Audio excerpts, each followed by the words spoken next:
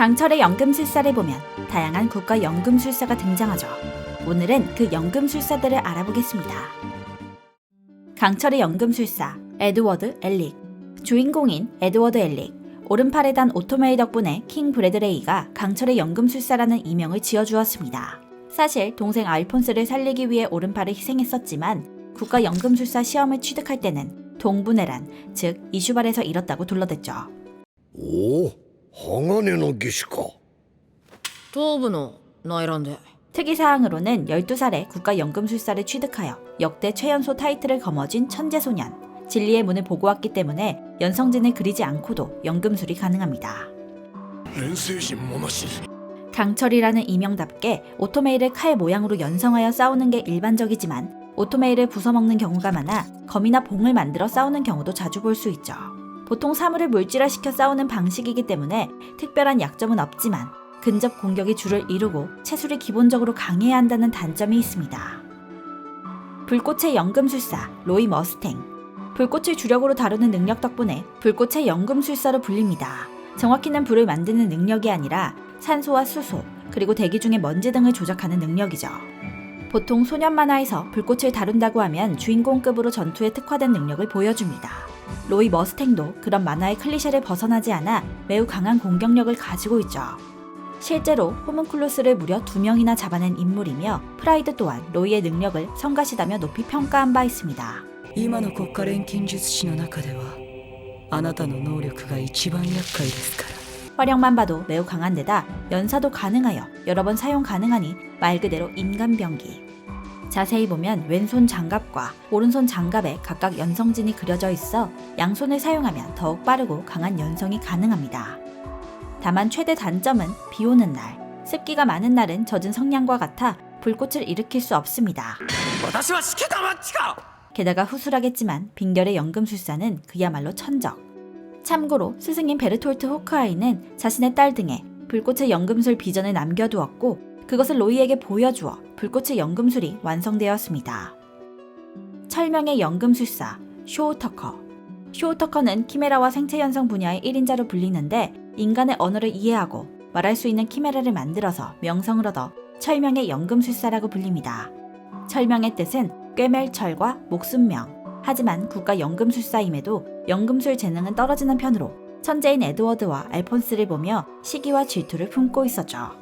いるんですね天才ってやつは 결국 자격을 취득한 지 2년 만에 군부로부터 성과 기준 미달 판정을 받으며 위기에 몰리게 되자 자신의 딸과 반려견을 합성해버리는 금기를 범하게 됩니다.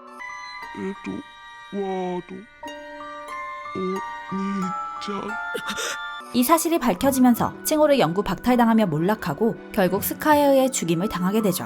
게다가 지금까지 했던 키메라 실험이 무의미했다는 사실도 드러나는데 第一誰が合成に成功したっていうのさ軍だよ。 이미 군부에서는 무수한 실험을 통해 인간과 동물을 합성하는 키메라를 양성하는 수준이었습니다.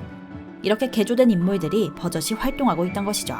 개인적인 추측이지만 능력이 부족한 터커를 국가연금술사로 남겨둔 이유는 국가연금술사에 대한 강한 집착을 보이는 그가 금단을 어기기 쉽고 인체 연성에 손을 댈 가능성이 높았기 때문일 수 있습니다.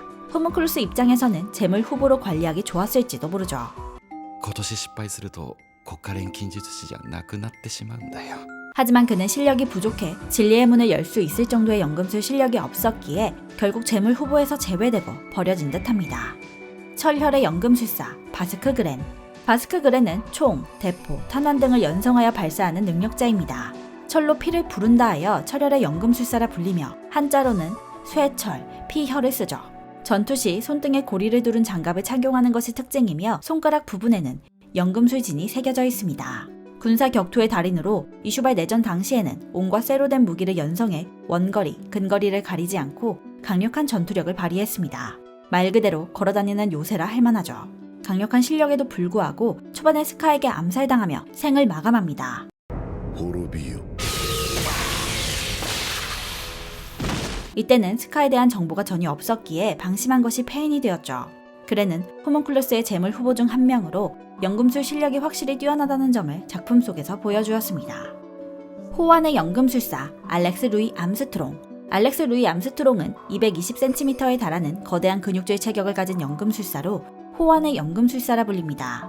호환이란 강한 완력을 뜻하는 단어로 곧 힘으로 연금술을 사용하는 연금술사라는 의미죠. 그의 능력은 너클에 낀 주먹으로 물체를 타격해 그 모양을 변화시키는 연금술. 예를 들어 물체를 주먹으로 쳐서 송곳 모양으로 연성하거나 바닥을 내려쳐 장벽을 만드는 식이죠. 다만 호문클루스가 그를 재물 후보에 포함시키지 않은 것으로 보아 연금술 자체의 수준은 다른 국가 연금술사들에 비해 높지 않은 편임을 알 수 있습니다. 전투에서는 근접전일 경우 주먹질 위주로 싸우고 원거리에서는 연금술로 물체를 날려 공격합니다. 我が輩にまた戦場から逃げろというのか。 순수 6탄전 능력만 따진다면 이즈미 커티스, 킹 브래들리 정도를 제외하고는 맞설 자가 없을 정도입니다. 体に似合わぬ身のこなしと常人離れした破壊力。 결정의 연금술사 팀 마르코. 팀 마르코의 이명은 결정의 연금술사입니다. 그는 광물이나 결정 물질을 변환, 조작하는 능력이 뛰어나 이러한 별명을 얻게 되었죠. 의사이자 연금술사인 그는 매우 뛰어난 실력 덕분에 호문클루스가 주목하는 재물 후보 중 한 명이었습니다. 마르코는 의학 지식을 살려 사람을 재료로 현자의 돌을 만드는 실험을 했고 결국 그 연구를 성공시켰죠. 하지만 그 끔찍한 연구를 악마의 연구라 규정하며 스스로 국가 연금술사 직위를 내려놓았습니다. やったか。 그가 직접 전투하는 장면은 거의 없으며 대표적인 사례는 엠비를 해체한 장면이죠. 作り方を知っているということは壊し方も知っているということだ。 현자의 돌을 직접 제작했던 만큼 이를 분해하는 방법도 잘 알고 있어 호문클루스를 무력화시키는데 특화된 능력을 지녔습니다. 다만 기본적으로 전투에 약하다는 설정이 있어 만약 전투력까지 갖추었다면 호문클루스의 카운터가 되었을지도 모르죠. 국가 연금술사 중에서도 연구 능력은 최고 수준으로 보이며 특히 실험, 연구 분야에서 가장 적합한 능력을 갖춘 인물이라 할 수 있습니다. 은의 연금술사 조리오 코만치. 조리오 코만치의 이명은 은의 연금술사입니다. 하지만 그가 왜 은의 연금술사로 불리는지는 정확히 알려져 있지 않죠. 작중 전투 장면은 극히 짧게 등장하며 쇠사슬, 칼, 표창 등 다양한 무기를 연성하는 모습이 확인됩니다. 이를 보아 실제 은재 무기를 잘 다루기 때문에 붙은 별명일 가능성도 있고 혹은 그의 나이가 많아 은에 비유했을 가능성도 있습니다. 특이사항으로는 의족을 하고 있다는 점이죠.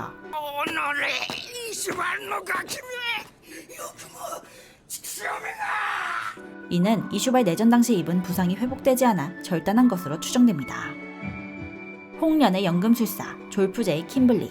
졸프제이 킴블리는 폭발 연금술의 전문가로 폭발 시 발생하는 붉은 섬광 때문에 홍련의 연금술사라는 이명을 얻었습니다. 연성 방식이 독특한데 불완전한 두 개의 연성진을 각각 양손 손바닥에 문신으로 새겨두고 손을 합쳐 해와 달의 기호를 맞물리면 연성진이 완성됩니다. 그의 연금술은 폭발과 파괴에 특화되어 있으며 체술은 다소 떨어지는 편이죠. こちらは出所したばかりで体がなまっているのにあちらは内乱の後も戦い続けてきた 스카와의 대결에서는 옆구리에 백원이 꽂혀 패배했고 病み上がりで若者の相手をするのは骨が折れそうですね 에드워드와의 대결에서는 움직임을 따라잡지 못해 질 뻔했으나 아이템을 활용해 승리할 수 있었습니다. 그의 연금술 실력에 대해서는 의견이 갈립니다. 뭐요? 군부 상층부에서 킴블리를 재물 후보로 삼자는 논의가 나왔을 때 그 녀석은 그럴 그릇이 아니다 라는 말이 있었기 때문이죠. 이를 연금술 실력이 부족하다는 의미로 해석하는 사람도 있고 반대로 인성의 문제로 해석하는 사람도 있습니다. 즉 타인을 위해 인체 연성을 시도할 가능성이 전혀 없는 인물이라는 것이죠. 개인적으로는 실력 부족이라고 보기는 어렵습니다. 인체 연성과 직접적인 관련이 없음에도 회의에서 그의 이름이 거론된 점은 실력이 있다는 반증이 될 수 있죠. 또한 호문클루스 입장에서는 제물로 쓰기보다는 임무를 맡겨 이용하는 것이 더 가치 있다고 판단했을 수도 있습니다. いい音だ体の底に響く実にいい音だ 빈결의 연금술사 아이작 맥도걸. 아이작 맥도걸은 빈결의 연금술사로 불리는데 말 그대로 얼음을 조작하는 능력을 가졌습니다. 연성진은 킴블리처럼 양손 손바닥에 하나씩 새겨져 있으며 오른팔에 착용한 왕갑의 팔꿈치 부분에도 하나가 있는 것이 특징이죠. 그의 실력은 상당히 뛰어난 것으로 보입니다. 수분의 상태를 자유롭게 조작하는 능력 덕분에 로이 머스탱을 가볍게 제압한 장면이 있으며 所詮は炎、水には勝てぬ。 에드워드 엘링 역시 오토메일이 아니었다면 얼어 죽었을지도 모르죠. 또한 훗날 휴즈의 조사 보고에 따르면 그는 싱에서 연단술까지 배웠다는 사실이 밝혀집니다. アイザック・マクドゥーガルに関する最終報告書だ。秦国の練炭術。 아이작은 이슈바이 내전을 겪은 뒤 국가와 군의 잘못을 깨닫고 동료 없이 홀로 반체제 활동을 이어갔습니다.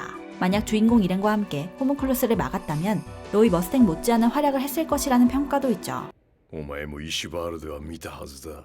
あの地獄を。 그는 호문클루스의 재물 후보 중 한 명으로 거론되었지만 너무 이른 시기부터 국토 연성진에 대한 정보를 알아내고 테러를 벌인 탓에 결국 제거된 것으로 보입니다. 참고로 만화에서는 이름이 잠시 스쳐 지나가듯 언급되는 수준이지만 애니메이션 제작진이 이를 확장해 비중 있는 캐릭터로 멋지게 재탄생시켰습니다.